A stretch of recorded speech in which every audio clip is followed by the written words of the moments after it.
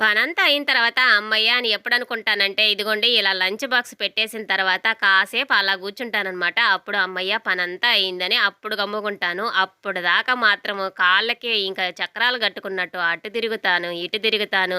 ఇంక మా లడ్డుగాడిని అరుస్తుంటాను. ఇంక మా ఆయన్ని గూడా అరుస్తా ఉంటాననమాట. "ఏందక్కో తగుబెట్టుకుంటావా ఏందంటారా?" అలా గాదండి.